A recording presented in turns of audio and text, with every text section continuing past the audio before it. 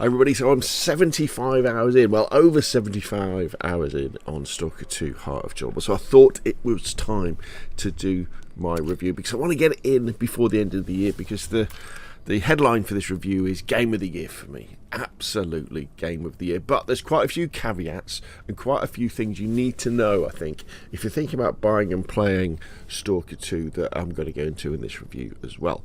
So I've got to start by saying that I have played and completed the original trilogy earlier on this year. Well, for the last few years, I've owned Stalker, the original trilogy on PC. And if you're thinking, what do you mean the original trilogy? This is Stalker 2. So originally there was Stalker Shadow of Chernobyl, Stalker Clear Sky, and Stalker Call of Pripyat, and they came out in 2007, 2008, 2009. They were the original games. So I'm not quite sure why this is Stalker 2, but let's kind of put them on the side. So I have played those. I've had owned them for a long time, but I can never really get into them. I would load them up, and I would be a bit like, what's going on here? You know? And then I would go back to playing DayZ or go back to playing PUBG. However, they re-released them and kind of remastered them a little bit on console earlier on this year. And so I played through them again on my Xbox, but actually played through them all the way and finished all three of them. And that also encouraged me to download the PC versions and play with some of the mods and some of the standalone mods as well. And the reason why I'm kind of saying all this, because I think it's really important that if you've played the original games, the Stalker 2 experience is definitely enhanced because you're visiting a lot of the places that you visited in those games.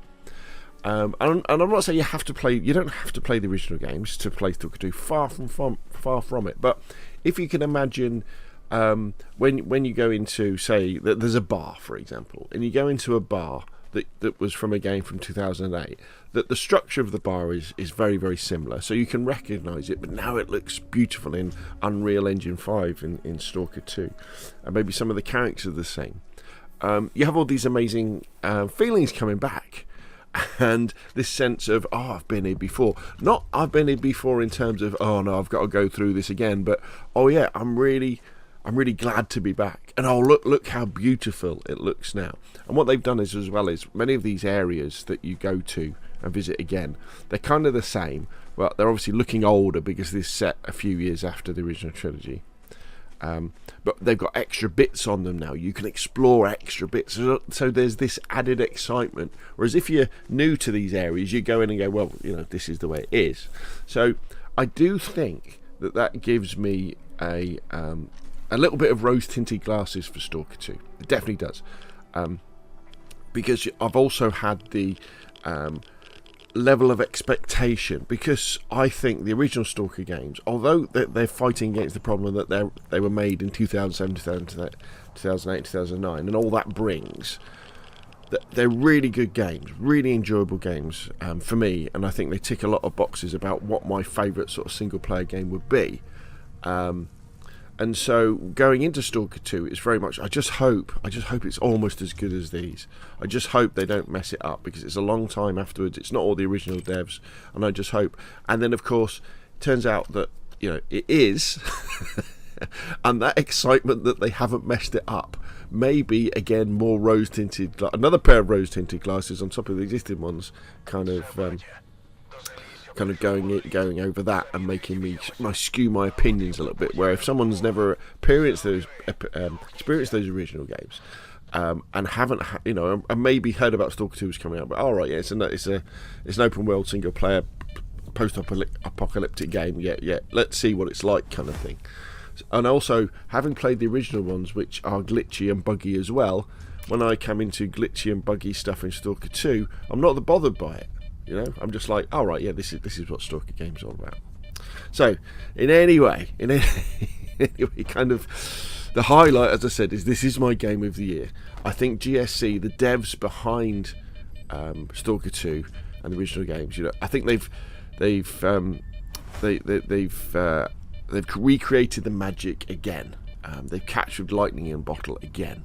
And I think Stalker 2 retains the spirit, the feel, the immersion of the original Stalker games, but in this beautiful new Unreal Engine 5 game engine, and also with all these new quality of life improvements and different ways of doing things that you'd expect in a modern game. Now, I've played most of the 75 hours of Stalker 2 on my PC. I started off on the Xbox Series S for a few hours, and it was fine. It was enjoyable. But then I switched to PC. Now, the graphics obviously on PC, my PC is a Lenovo pre-built with an RTX 3070. The graphics are a little bit better. The main improvement is on frame rate, though. I think on the Xbox Series S it's around about 30 frames a second, whereas on my PC it's getting 60 frames a second. It does drop down quite a lot in different areas, and I'm running at 1080p, I think, so I'm not putting too much strain on stuff. But it looks great on both platforms, I've got to say. But I think if you want the better platform, you're going to be playing on PC. But I think it's amazing, and I'll always say, the fact that you can buy an Xbox Series S for, I don't know, £250 or $250, I guess, in the US, or $300, something like that, and yet you can play brand new Unreal Engine 5 titles like Stalker 2, like this, at 30 frames a second, be totally playable without having to spend $1,200 on a gaming PC. Also, I think that another reason why, if you've got the choice, then PC is probably the better version, simply because of the mods that you can put in now. And we will be getting mods on console. We'll be getting mods definitely on Xbox, but it's the type of mods that Microsoft allow us to do. PlayStation, not quite sure whether they're going to put mods on it or not, because they can be a bit funny about adding mods to games. Well, I say can be a bit funny. They just ban it and they don't allow it. But of course, if you've got Xbox Game Pass Ultimate, I think, like I have, then you can get it on PC and Xbox for one monthly cost, and that's pretty good. So let's take a step back and talk about where we're coming from in terms of the original games, what they're all about, what's the story kind of all about. I'm not going to do any spoilers or anything like that, but it all started back in 2007 with Stalker Shadow of Chernobyl. And the premise behind these games is that there was it's set in Ukraine, and there was the nuclear accident at the Chernobyl nuclear plant back in 1986. And then an exclusion zone was created, just like there was back in time. So all the people, well, most of the people were evacuated, and the military sealed off this massive chunk of land that was dangerous and radioactive. And it was filled with things like the, obviously, Pripyat, the town, the nuclear power plant itself, all the villages all around there, and lots of the equipment as well that was left behind from stopping the fire was kind of scattered around, like in dump yards and scrap yards and things like that. In the world of Stalker, though, what happened later, after this, was there was a second explosion. Not actually at the nuclear power plant, but nearby. Because scientists had moved into the zone and were using the power plant, because it was still working, it was only one bit that exploded, to power their secret experiments. And then there was this second explosion, and all these strange things started happening in the zone there. So I think it killed a load of people who were in the zone, wandering around cleaning up and doing various things. So lots of those got killed. But then you started getting these almost supernatural anomalies started happening, and mutant animals and monsters started appearing as well. So the zone was kind of sealed off even more. And these anomalies would be like small areas of lightning or fire or high gravity. Very dangerous, if you went near them, they would kill you. But also what these anomalies would create was artifacts. And these artifacts are small things. Imagine something like the size of a grapefruit or something, but it's all spiky, or maybe it looks like a crystal, or it looks like a box within a box within a box. So these strange things. And what these strange things do, or did, is they give you certain powers. So one of them might give you protection against radiation, or one of them might make you slightly stronger, one of them might protect you against bullets, one might protect you against falling, one might protect you against psi energy and things like this. And they have other things about them as well that aren't used in the game, but could be used in the outer world, so outside of the zone. And so these things became incredibly expensive and incredibly valuable. And so what happened is people would come into the exclusion zone, despite the significant dangers from mutants and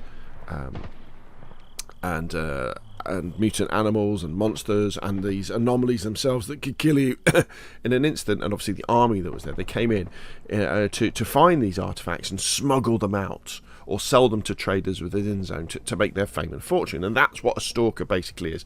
A stalker is someone who knows how to get around the zone without dying, and basically what they're normally looking for is artifacts which they can then sell on. And then over the years, this whole economy, kind of black market economy, opened up within the zone. So within the zone, you've got stalkers who are going around looking for artifacts. You've got people like diggers. Now the diggers, what they're doing is they're not going after artifacts. They're not that skilled, but they go after and some of the equipment that was left behind after the sorting out the fire at Chernobyl, because some of that can be quite valuable as well. You've got traders. You've got bandits who prey on everybody. You've got the proper military who are there, and then you've got ex-military, and then you've also got people who have banded together for other reasons, and you've got scientists. So all these different groups, they interact with each other, including the mutants and the monsters as well. And so there's like this life to the zone. So if you annoy one group, you might become friends with the other group as you're wandering around the zone, because it's kind of faux open world. You have these big open world sections in the old game, and then you get to a fast travel point and you go to the next section. But within each section you have stalkers walking around together, like on patrols. They'll get attacked by monsters, or they might get attacked by the army, and stuff's going on all the time as you're wandering around, like these random events that are happening. So the zone feels very alive for an old game. And then so in the first game, say Shadow of Chernobyl, you wake up, you don't know who you are, but you have your PDA, and your PDA is your little computer that kind of has a map on it and tells you what you should be doing, and you're given these tasks that you've got to do. And the beauty of Stalker is that it's a single player open world shooter, set in this post-apocalyptic kind of scenario of the exclusion zone. And you've got main storyline quests to follow, and you've got side quests to follow, which obviously are scripted, but you've also got the opportunity to do lots of busy work.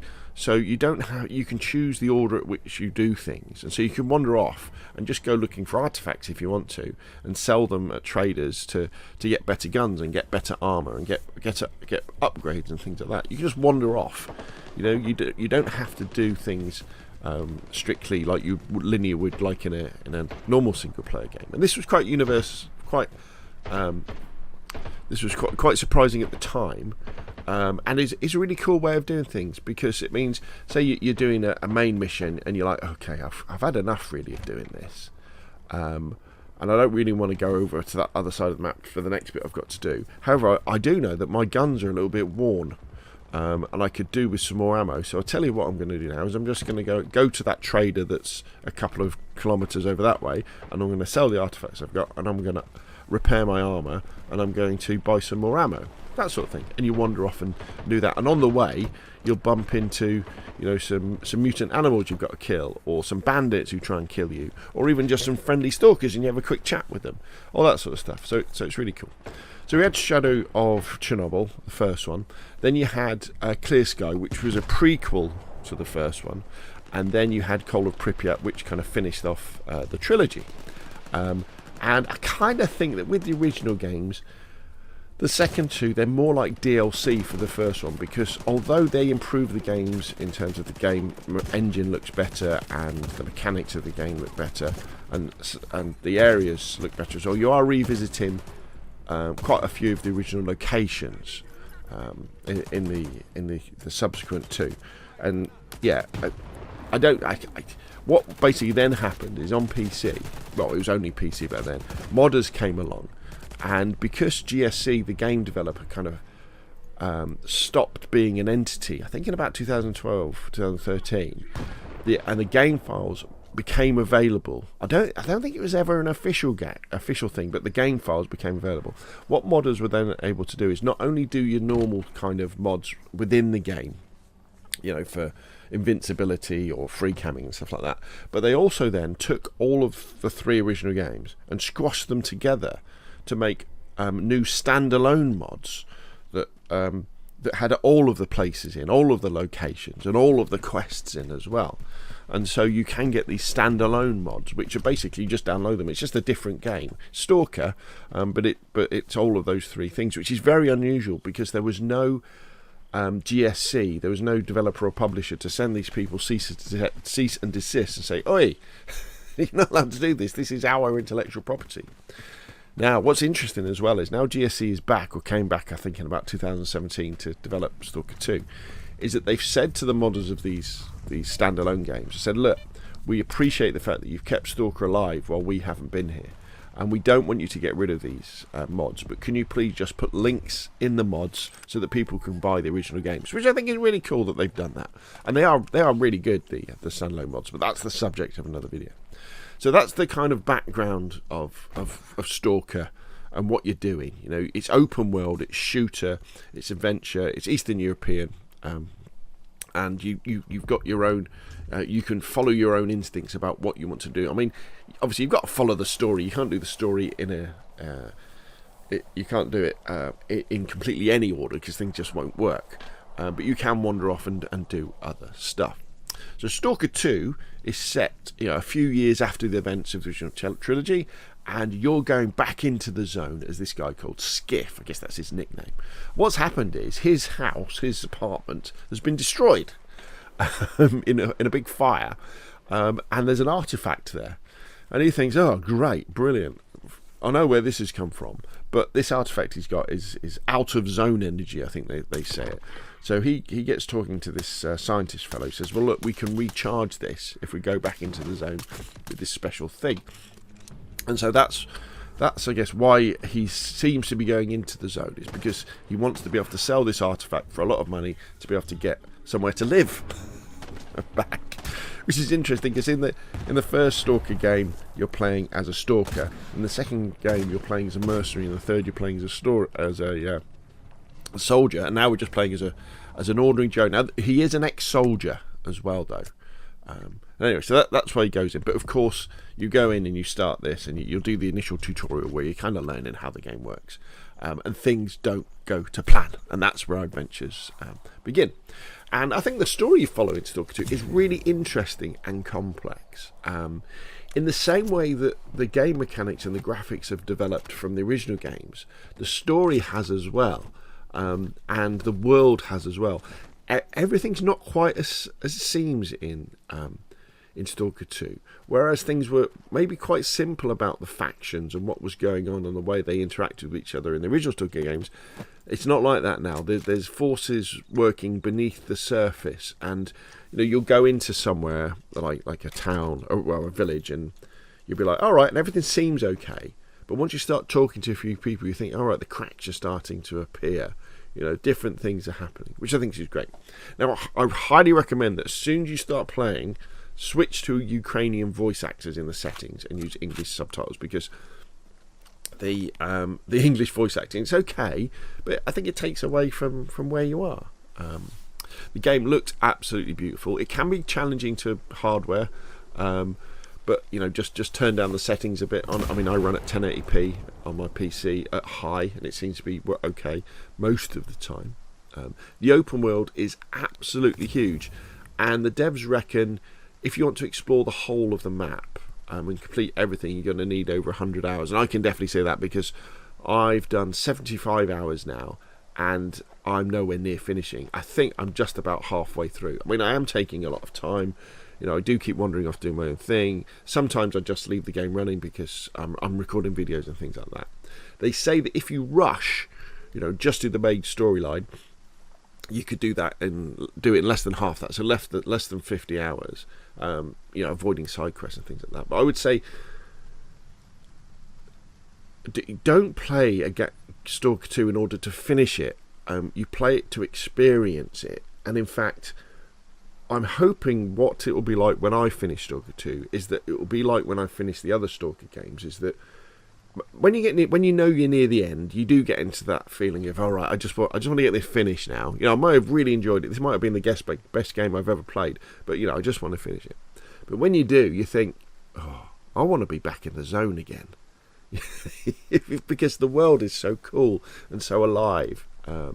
And although I haven't experienced the end game of Stalker 2 yet, there is an end game, and the end game is where you're thrown back into the zone and you're left to your own devices. You can wander around. I guess you can finish any side quest you haven't done, and just live your life in the zone, sort of getting artifacts, trading, and that sort of stuff.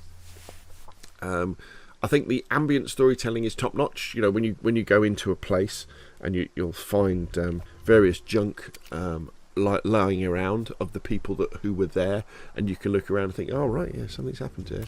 And the zone feels lived in and well worn. You could argue that it's a little bit of a, it's not quite as immersive as a place as something like the DayZ map. If you've played DayZ, you'll know DayZ, as you're wandering around Chernobyl as the main map, feels like a real place in terms of the topography, like the hills, and the rivers and things like that, where you could argue that the Stalker 2 zone that isn't as good as that. You kind of feels like you have like points of interest, and you go through a bit of countryside, and you've got another point of interest. You go for another bit of countryside, and there's another point of interest.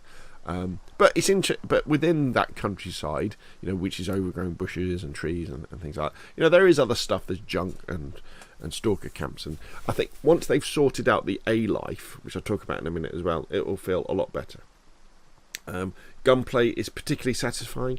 I think the guns feel hefty and dangerous. I like using the AK types and shotguns and things. And what is very interesting as well is the stealth is really good. You put a silencer on your pistol and creep around and just black people with headshots, and it's an awful lot of fun.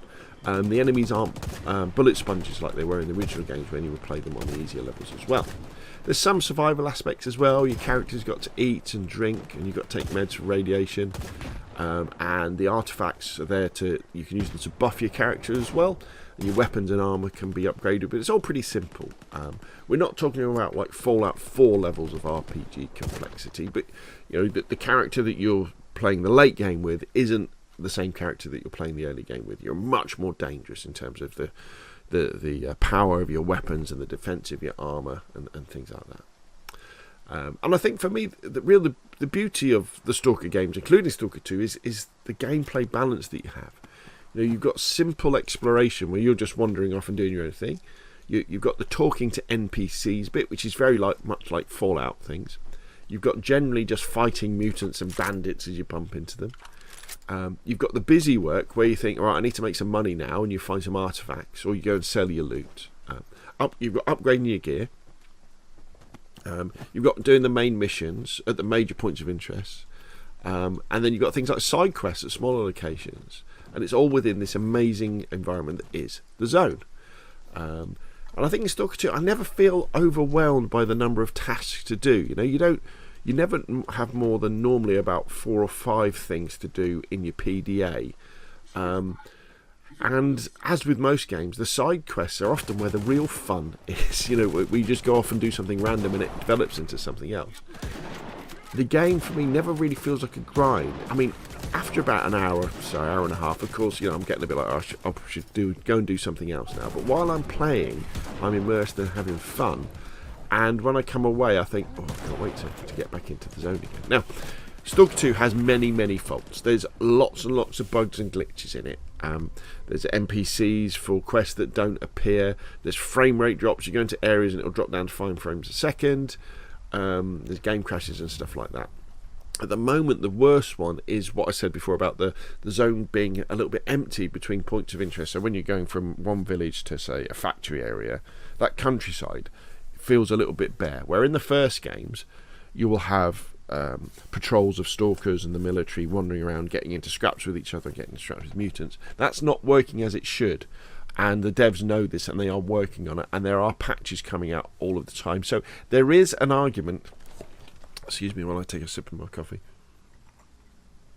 there is an argument for waiting to play Stalker 2, because the longer you wait to play it, the more of these patches are going to come out, and more of these bugs and glitches are going to be sorted out. So I'll leave that up to you.